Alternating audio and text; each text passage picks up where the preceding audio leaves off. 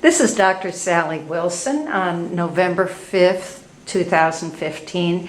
I'm meeting with Dr. Gary DeNelsky. It's my great pleasure to interview him for the Oral History Project of the Ohio Psychological Association. It's also been my privilege to know Dr. DeNelsky for many years as we shared time on the Board of Trustees of the Ohio Psychological Association, and more recently have worked together on the Oral History Project, identifying and interviewing distinguished psychologists, of which Dr. DeNelsky is one. Dr. DeNelsky worked for the Central Intelligence Agency before joining the psychology staff of the Cleveland Clinic, where he served as section head. He served as president of the Cleveland Academy of Consulting Psychologists, the Ohio Psychological Association, and Division 31 of APA. He received awards from the Academy of Medicine of Cleveland and Northern Ohio, as well as the American Cancer Society. Dr. DeNelsky is now retired. I believe you completed 2 books since you retired. Is that right? That is correct. I had the idea to write them while I was still working, but I never found enough time. But then when I retired, I needed something to keep me occupied, so I wrote 2 books, both of which are on smoking cessation. And then I heard something about a novel. Are you working on a novel? I am working on a novel. Perhaps it's a bit pretentious to think that it will ever go anywhere, but I've completed about the 3rd draft, and I'm looking to get it published. We'll just see what happens there. Great. You also enjoy tennis and bicycling and photography and, of course, time with your wife, Ellen, and your 6 grandchildren. That is correct, yes. So tell me a bit about your early personal and academic life, where you grew up, where you went to undergraduate school, your major, your early career development. Okay. I was born in Des Moines, Iowa, which was, compared to where I grew up, a rather large city. Des Moines is the largest city in Ohio. I grew up in a little town south of Des Moines called Indianola, and high school and grade school were fairly small. It's grown since then. We lived actually on an acreage. We raised cows, sheep, chickens, and my mother was the main farmer, not my father. My mother loved farming. Anyway, I went to grade school, high school there, and I never really thought much about psychology. As a matter of fact, I'm not even sure I heard the word psychology very much until I graduated and went on to college. I went to college at Grinnell College. I didn't really know what I wanted to major in, but I was always leaning towards science. I did very well in science. And when I took my first introductory course in psychology, I was blown away that some of the same scientific principles, perhaps not all of them, but some of them that I learned in chemistry and physics were being applied to human behavior, to human thought, using science to study human beings. That was very fascinating. And I sort of got into taking more courses and did well in them, and I decided I'd major in psychology. But at that point I had no inkling that I wanted to be a psychologist. I still wasn't sure what I wanted to do. But then I graduated, and last year I started looking around at various things to do. And one of them seemed like it might be interesting, and that was graduate school in psychology. Could have had several places to go to. I chose Purdue University. Looking back, I probably could have made a better choice, but I made it on how much money was available for scholarships and so forth. And it turned out Purdue was a very fine place. I enjoyed it very much there. I had one major conflict throughout my early years in psychology of what to do. I was torn between experimental psychology and clinical psychology. And being somewhat obsessive at times, I would try different ways of trying to figure out what to do. And I would talk to my professor, and I talked to Victor Denenberg, who was a very, very well-known researcher in early experience, working primarily with rats. And that's where I did my dissertation. And he would tell me, I remember he told me, he said, Garland, that's what I was called back then, he said, Garland, don't waste yourself going into clinical psychology. Go into experimental psychology because your mind is good for that, and you do better in that. And I was doing 2 things at the time. I was running rats for my dissertation, and I was also working in the counseling center. And I decided I liked working with people a lot more than I liked working with rats. But I still wasn't sure because there's a lot of other ways of doing research besides rats. And I was recruited by Mike McKee, who just passed on. I'm very sad about that. Mike McKee for the CIA. Now, we were psychologists there. We were open. We did not do any interrogation or anything of that type. Let me make that very clear at this point. And I was, again, doing both research and clinical work. I split that. That's a way you can sort of keep your obsession going. You just keep doing both sides of it. Can I ask what you did in terms of research with the CIA? Yes, basically it was what a psychologist would do. It was more industrial than anything else. We did selection, we did placement, we did interviews about what would be the best place for the person to to work in, that type of thing. There was really, the only thing was everything was classified. Everything was top secret. So if you left a little scrap of paper out on your desk, at the end of the day, which I tend to do at my desk anyway, you could get a security violation. I never got any security violations because I would dump everything in my safe. But that was the part that always got to me. And one of the things I'm proud of is that I was senior author and Mike McKee was co-author of the first publication by any psychologist in a peer-reviewed psychological journal back when we were there. And that, believe me, was not an easy task. You had to go through multiple layers of scrutiny. But it got accepted and it's published and it's still referred to. It was a selection, how to select computer programmers, as I recall, using group process, group interviews and group ratings. So then I was with the CIA for about 5.5 years, and Mike McKee at that point had left and he went to the Cleveland Clinic.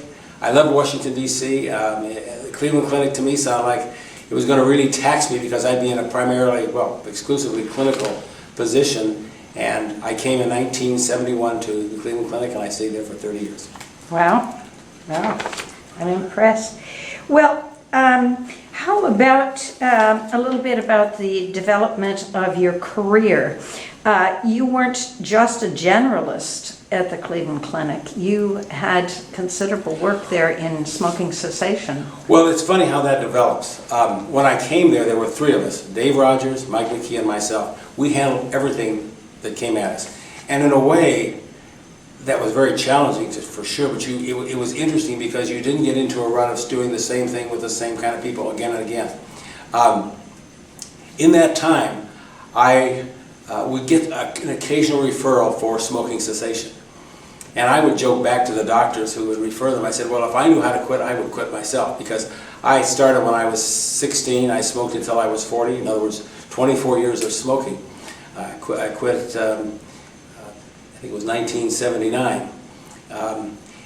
In any event, at that point I started accepting some referrals. I had learned a lot about smoking by making every mistake possible in terms of recidivism, about trying to smoke a few cigarettes rather than regular cigarettes. I made all the mistakes.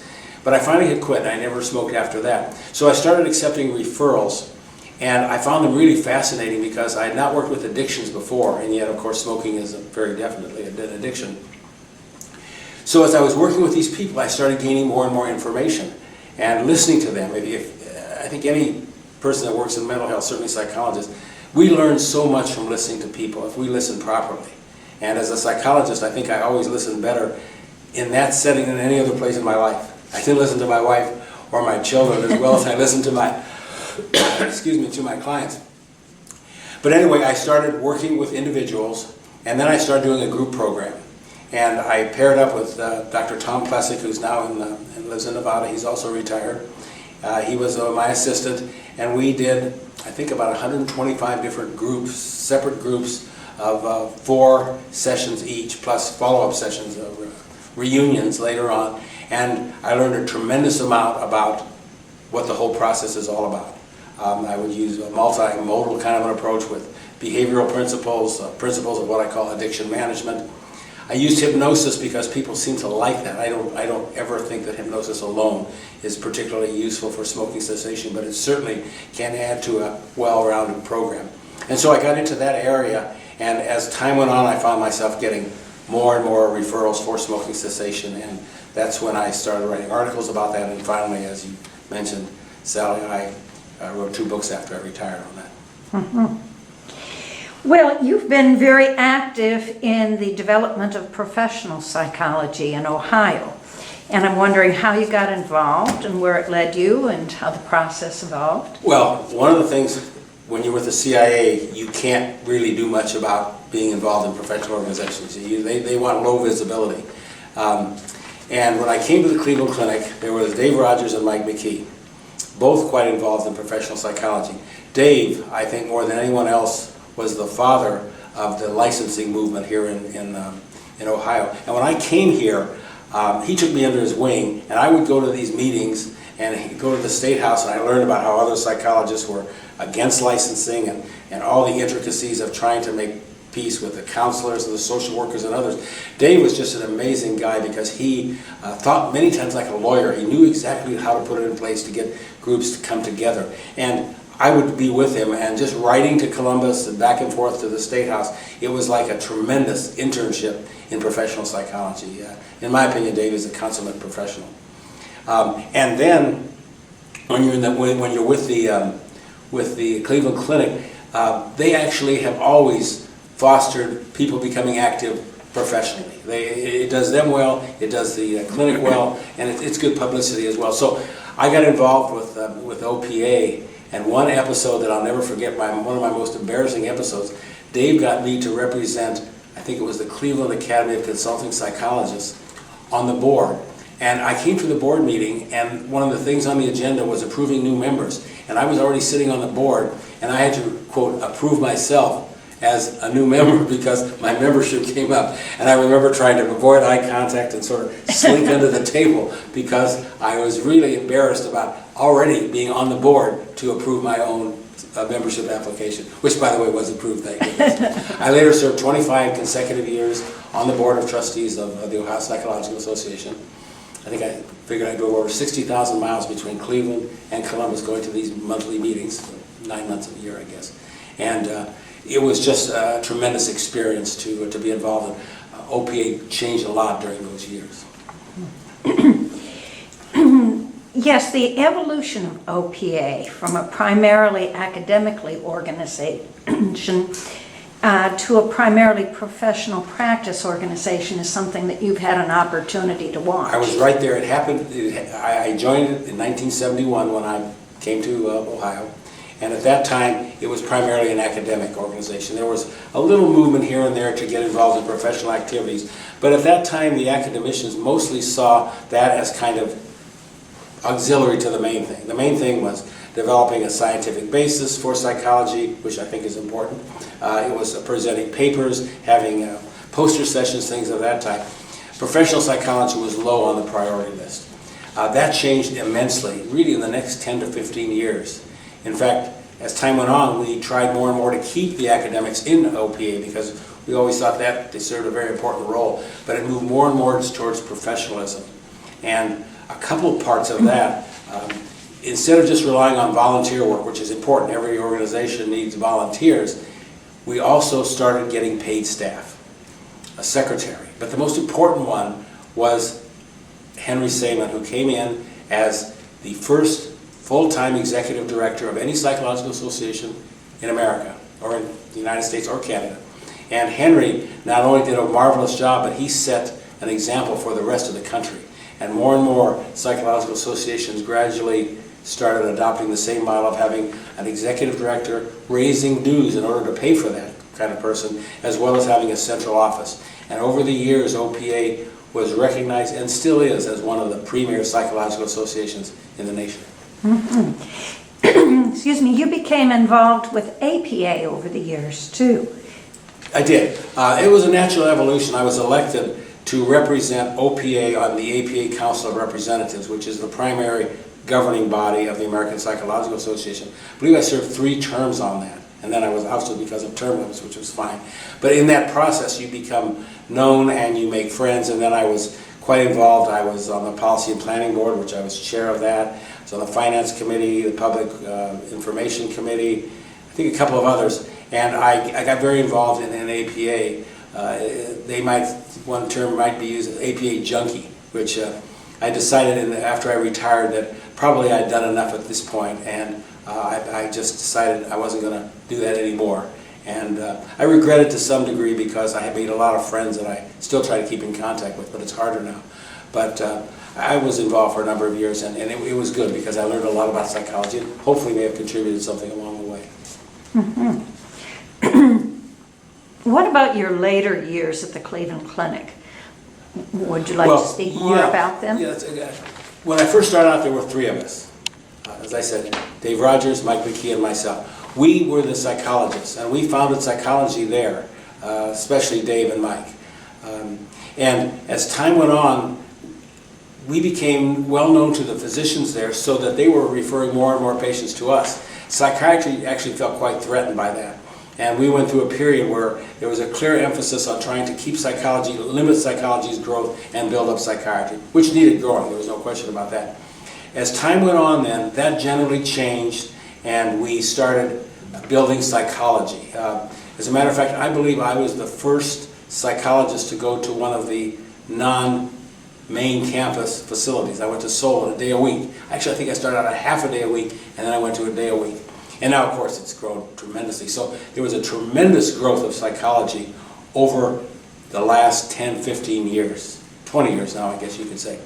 And it was phenomenal. We started getting specialized more and more, which has its, as I mentioned, has its good sides and its bad sides. You tend to get kind of in a, I won't say a rut, but you can get burned out if you're seeing the same kind of people all the time.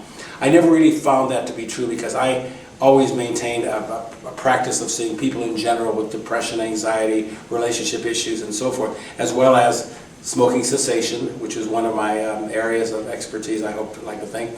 Also worked with performing artists, musicians, dancers, and so forth, primarily with performance anxiety, and finally with sleep issues, because I became part of the Cleveland Clinic Sleep Center, and I worked primarily with insomnia, how to deal with insomnia through a cognitive behavioral approach. Okay. You've been involved in the issues surrounding prescription privileges, I believe. Can you talk about that? Yes, it's interesting because the evolution of that, I thought about that at some point before this interview. When I first came to the clinic, virtually all the patients that I would see, or many of them, would be on medications. And I accepted that, and that was the conventional wisdom, that medications and therapy are the treatments of choice, the combination, better than either one alone. That's still the conventional wisdom, I think, in many, many quarters. And what happened over the years, well, two things happened. First of all, I mentioned there was a bit of a split with psychiatry. At that point, they would not, many of the psychiatrists would not do medication reviews with our patients without taking the patients over. So some of them needed medication, I thought, and so they would be taken over. But the others I would deal with without medication. And I found something very interesting. They did just as well, if not better, than the ones that were on both of them together. So I had that kind of background.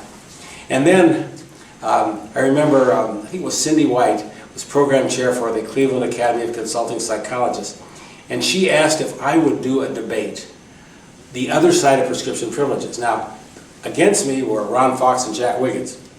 When you're going up against Ron Fox and Jack Wiggins, you better do some preparation. So I, in my somewhat compulsive way, I really dug into the research on this.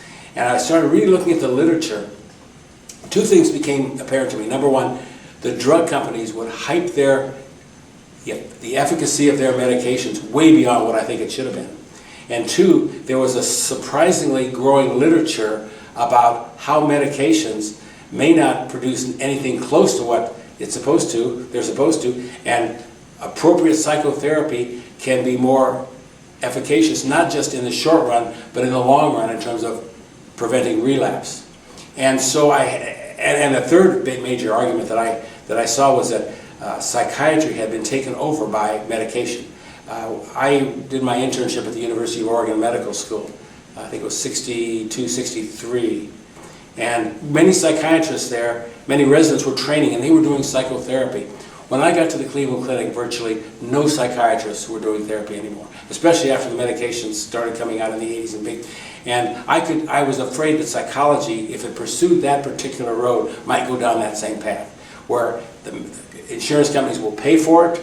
It seems quick. It sometimes provides initial symptomatic relief, but in the long run, it doesn't really save money at all. So I developed some articles about some principles about this, and there's a social psychological experiment. If you argue a position, you become to believe it. Well, I did believe that, and I got involved with two very, very good psychologists out at the University of Nevada, Bill Datton and Dave Antonuccio, and they had done some really good work. It's published in cited in the New York Times and so forth. And I started writing with them and working with them on this area. And I became, I don't actively oppose prescription privileges because I believe the American Psychological Association has gone on record, so I do not write on that anymore. But I know that some of the articles that I've written, one in professional psychology in particular, is widely read among college students as one of the pro and cons symposia about prescription privileges, for which I'm pleased. Mm-hmm. Good. Well, let me just, here we go. Drink of water here. Okay. There might be other topics you want to mention, but in the meantime, what advice would you have for students in psychology today? Well, I still go back to the, I give talks at the postdoctoral program at the Cleveland Clinic. And by the way, one of the things I want to mention, what I'm very proud of, was the fact that I started that program, got the first postdoc, got it through the whole procedure of getting it, and at the same level as residents in medicine. When I go back and talk with them, I point out, be prepared for something that you don't even know anything about now.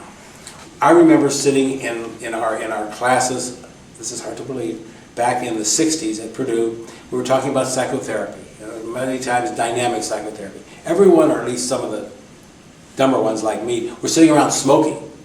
Smoking, I mean, I would never have thought that a good part of my later career would be devoted to smoking cessation, and something I've become very passionate about because I see it saving lives immediately, changing and saving lives.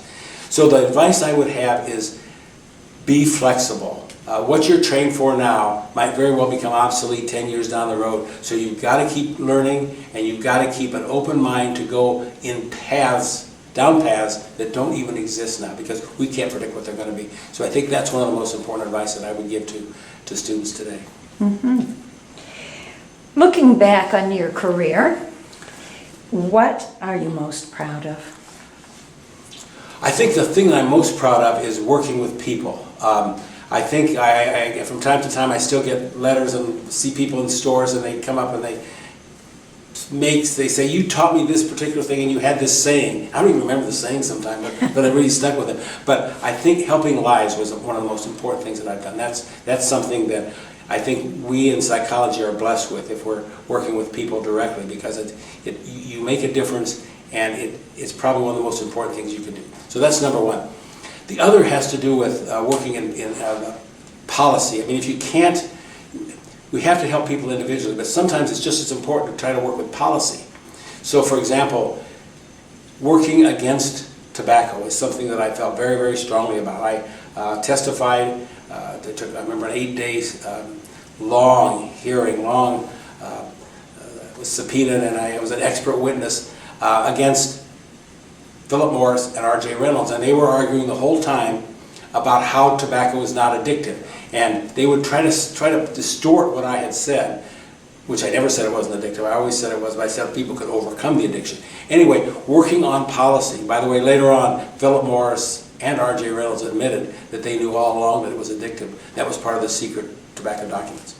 So the policy involved that type of thing, but even more importantly, working against tobacco at the state and local level. I think 10 years I was chair of the Northeast Ohio Tobacco Control Coalition, and I was on the Ohio tobacco control effort for several years, including being chair of that. And one of the things that I really push for, instead of going after tobacco community by community, Shaker Heights gets tobacco control, clean indoor air is what we're talking about, where you didn't have to go into a restaurant and breathe smoky air. Well, you can't do it in Shaker unless, let's say, Cleveland Heights decides to do it, because then people will go across the border and go to restaurants there. We were chasing it piecemeal, and I became very, very convinced the only way to do this was statewide. And you may recall issue, I think it was 3 and 4, 4 and 5, I still have the banner, but I can't remember which it was, to have all indoor public places smoke-free, with a very few exceptions like tobacco shops and a few rooms in hotels. That was a grassroots effort. My wife was very much involved, my grandchildren were involved. We were passing out, trying to get people to sign to get it on the ballot because the legislature wouldn't touch it. And then tobacco companies came in and actually spent, I think, $6 million with their own issue, which would have nullified ours. And we won by about over 60%. And this was in 2007. And I'm very, very proud of that, because We now can go into restaurants, bars, grocery stores, all these places where smoking was permitted, and we don't have to be polluted by others with smoking. That's wonderful. So that was something very. The third thing is just working with students. As I mentioned, we started the postdoctoral training program at the Cleveland Clinic, and I remember I had the first postdoc, and I had a number of them over the years, and working with them and helping them learn some of the things that we had learned ourselves, sometimes through hard knocks and trial and error. I think working with students, being mentors, sometimes with postdocs you're almost more like a mentor, because you're working with them at they're at a very high professional level. That was very rewarding as well. Those are probably the three things that I think are the most rewarding. Thank you. Your comments about your career with smoking cessation are a good segue to a question, I think, about the integration of psychology with medicine, which is a major thrust now. Of course, physicians at the clinic, I'm sure, referred people who were interested in smoking cessation to you, but now this has become a very formalized matter, partly because of computer ability. Do you have any comments on that trend? Well, I think back when I first started the clinic, it was sort of informal. Back then we actually had time to take lunches, and we'd go to the doctor's dining room and they would talk about patients that were smoking, and you'd get referrals, and I learned a lot about medicine just from that as well. So that was more formal, more informal. I think it's become more formal now.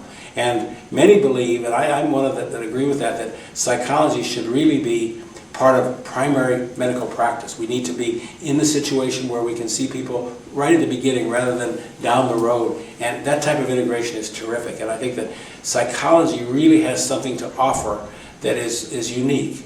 And I think that is a great trend. And I'm glad it's happening now, because I see more and more psychologists working right on site with physicians, doing the kinds of things that we used to do only in our office, quite apart. I think that's a very good thing. Well, I'm wondering what else you want to say. You've told us so much.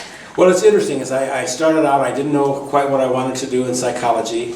And when I got to the Cleveland Clinic, I got so busy I didn't have time to obsess anymore about it. And I decided I really like clinical work. I would just say this. I know that times are changing, and the whole healthcare landscape seems to change almost daily. But still, working in psychology turned out for me, to be something very rewarding. It permitted me to grow. I like to think I contributed a little bit along the way, but I think it gave back a lot more to me than I gave to it. And so I would tell students, if they really want to do something that I think can be helpful to others and to the world at large, psychology is a good place to start. I would recommend that to anybody. Great. I thank you very much. Thank you very much, Sally. You do a very good interview. Thank you. Bye-bye.